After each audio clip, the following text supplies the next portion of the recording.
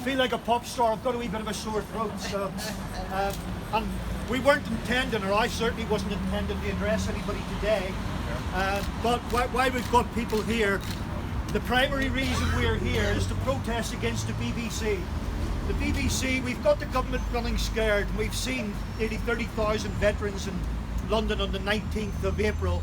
The week before, 22,000 motorcycles. The government are running scared, and if they could use the legislation that they've used to silence so many in this country against us, they would use it. We know an advisory D notice went out to the BBC not to cover the veteran rallies, and that's why this is the 6th location across the UK today that there are veterans rallies being held at various BBC centres. The BBC, they're a disgrace. Yeah. They do not represent British values. They do not represent anything that we believe in. And I wrote to them, I wrote to the various newspapers, and I'll just say one thing here about, and I'll never refer to Bloody Sunday. That's the last you'll hear me referring. It was events, it was a security operation in January 1972 when one para, and I make no apology for saying it, carried out a very successful operation. Well done.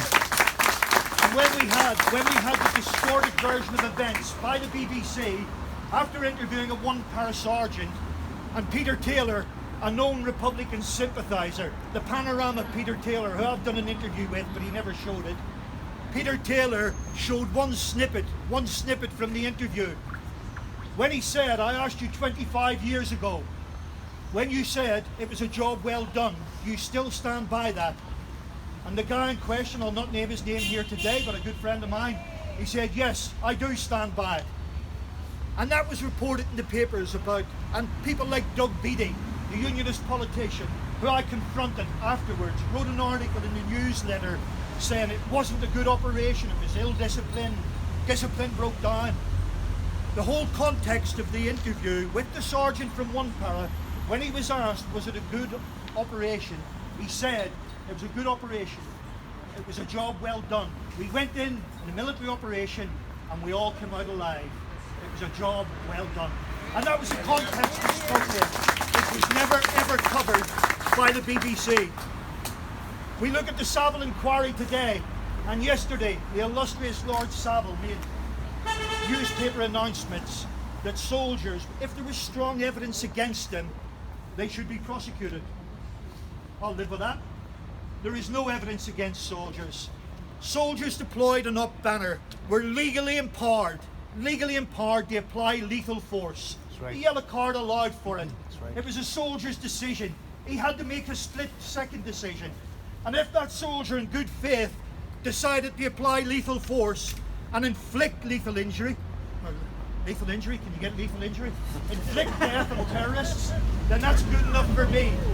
I served in through the 70s, the 80s and the 90s.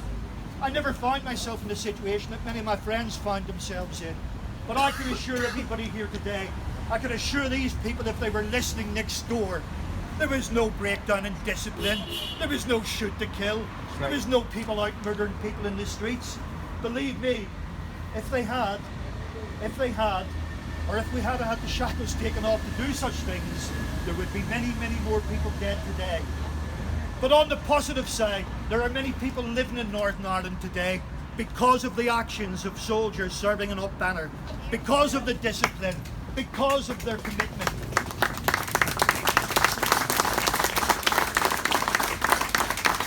And that was commitment and discipline that we, the British military, along with everyone else in Northern Ireland, paid a very, very high price for. And today, the names of those who never came home, and I know many of them, the names of those are being sullied by our government, who are allowing, and again, I've already used the term Sinn Féin. They're Republican terrorists, they're Irish terrorists, that's all they are. There's no difference between Sinn Féin, the new IRA, the old IRA, the traditional IRA. They're Republican terrorists, and that's all I ever refer to them as. And we have got the British government dancing to the tune of terrorists. Frightened of terrorists, frightened to upset them. They've now announced that they're going to enact protective legislation, something we've been pushing for many, many years. I attended a meeting in November in London in Whitehall with the Secretary of State for Defence, who supports the ex-Secretary of State Defence, I might add, Gavin Williams, who supports protective legislation, who was fighting hard to get it introduced. He's been sacked. Why was he sacked the week before they introduced, or they've announced legislation, it isn't enacted yet, to protect British soldiers, but not including Northern Ireland? Not including Northern Ireland, because they're dancing to the tune of Sinn Féin. And in the next couple of weeks, we're going to see the legacy proposals that were agreed at Stormont House, agreed between the DUP, agreed with Republican terrorists, will be announced in a couple of weeks' time. Prior to that announcement, the Prime Minister is going to speak to Mary Lou. She's going to speak to these Republican terrorists. She ain't going to speak to us. That's right. Not going to speak to me. Not going to speak to any representative of veterans, but she'll speak to them to make sure they're happy with what's coming out. And the Historical Inquiries Unit, and again I attended with the Northern Ireland Office, the legacy proposals. The Historical Inquiries Unit was being set up with £50 million of our money. Okay? Irish Republicans, they hardly pay tax. They're being set up with our money. When the announcement comes out in a couple of weeks' time, that 50 million has grown to 150 million. The Historical Inquiries Unit will investigate every killing, we're told. The DUP tried to justify to me, oh, are you against every killing being investigated? Even Barra McGrory, the previous Director of Public Prosecutions, stated publicly that they cannot investigate the terrorist killings because there's no records. There's nobody going to come forward. There's nobody going to give evidence. So the only people that will be investigated are the Royal Ulster Constabulary and the military. And they will be investigated, and prosecutions, once they open the floodgates, will come thick and fast unless we're successful in the campaign to get it stopped. I wrote a letter the other day asking why. Stop the funding. You know, stop the hundreds of millions that we're pouring in. The appeasement. It's nothing more than appeasement. They're not going to get justice. They got justice. Yeah. I don't mind being controversial. They got justice from Ballymurphy, and they got justice in Londonderry in 1972 and 1971. I stand by every decision that was made by every soldier. And I read a thing in the newspaper yesterday. There's some criticism about the recognition techniques that are being employed by our security experts today in identifying terrorists, and they revealed how they've done them, and they've got all sorts of facial recognition and gait, how they walk, how they do move, and everything else.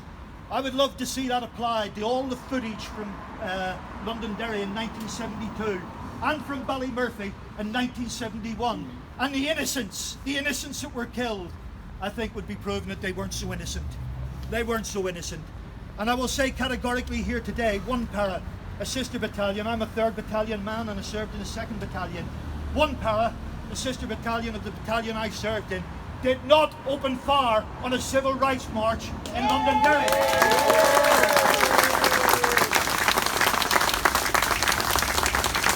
The civil rights march that we continually hear about in the newspapers, we continually hear about it in the BBC. If they do any coverage on the event, they finish it off with soldiers open fire on a civil rights march.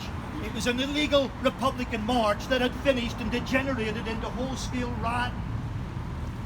If we look back and you think of how bad it was and the danger to life that soldiers face, if you think that not far from here, just a couple of miles from here, on the Falls Road, when Corporal Howard Wood strayed into two administrative soldiers, two Royal Signal soldiers, strayed into a Republican funeral. We've seen how they were butchered. We've seen how they were murdered. Had they managed to shoot their way out, and had it been an operational car that was properly equipped, then it would have done. But had they managed to shoot their way out, Corporal Wood and Howes would be investigated today for murder of innocent mourners. Innocent mourners. We've seen the innocent mourners, we've seen the barbaric actions of the innocent mourners, and they are no different from those that were on the streets in Ballymurphy, those that were on the streets in Londonderry, and those that have been on the streets attempted murder throughout the Troubles. I'll just finish on one other point. Part of the hold-up in introducing any legislation, and particularly that for victims of the Troubles, and there are many victims of the Troubles, including soldiers' families back across in GB, who got scant compensation for the loss of their loved ones. Sinn Féin, the political wing of the IRA, political wing of Republican terrorists, are holding up the whole legislation because they want their terrorists and their terrorist families treated in exactly the same way as those murdered in Ballygawley, those murdered at Dartly Pentecostal Hall. How can you equate people who were worshipping their God, who were machine gunned through a wooden hut, with those that went to Lochgall to commit mass murder? That was their intention when they went to Lochgall, and they are saying there is no difference. They're all victims. They're all victims of the Troubles. Our government really need to grow a set. Our government need to confront what's in front of them. Step away from the cowardice that they're showing with Sinn Féin. Step away from it. Stop negotiating and stop pumping our money into investigations that are going to do nothing but send soldiers to jail. I thank everybody for coming today. I really do.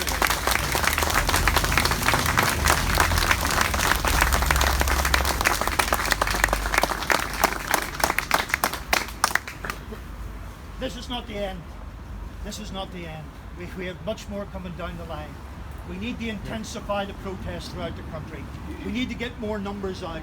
We need to make this government listen. And if we've got to be a wee bit disobedient within the law, then we'll have to be a wee bit disobedient within the law.